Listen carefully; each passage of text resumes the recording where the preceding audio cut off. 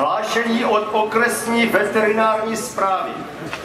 Neposlali jste žádost o svod koní. Od každého koně potřebujeme datum narození, jméno, číslo veterinárního osvědčení o očkování a přesný čas předání jezdci a pak majiteli. Zároveň žádáme majitele koní, aby předložili certifikáty, které potvrzují, že u každého koně nebyly přetočeny ujeté kroky. Současně doporučujeme pořadatelům na návrh občanského sdružení Kůň je taky člověk upustit od výzdoby koní, která je pro koně stresující a neslučitelná s koňskými ideály krásy. Tež je žádoucí pro každý ročník zajistit koňského psychologa, který musí být k dispozici zejména splašeným koním, ale i autorům. Všichni koně musí být opatřeny očkovacím průkazem, ušními klapkami proti hluku a pytlem na jímání výfukových plynů. Neboť bylo prokázáno, že tyto obyčeje nepříznivě přispívají ke skleníkovému efektu planety Země a jsou tak v příkrém rozporu s Kjótským protokolem. Všimněte si tak, jak je dnes horko.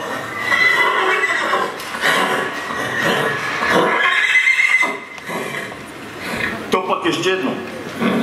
Ke svodu koní za účelem jízdy králů v pořadu už jsme tam vydáváme následující protokol.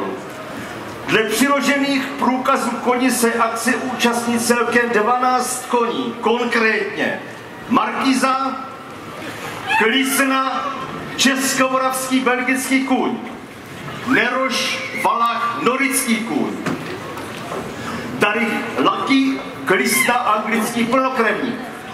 A pak ještě Nikolka, Blanka, Zora, Anička, Lukrécie, Božena, Julča, Romana a Samara, všechno Klisny. Datum narození z důvodu ochrany osobních údajů neuvádím.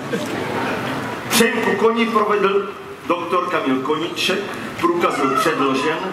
Kontrolou bylo zjištěno, že nedošlo k porušení zákona číslo 166 z 1999 sbírky ve znění pozdějších předpisů, tak a můžeme razítkovat.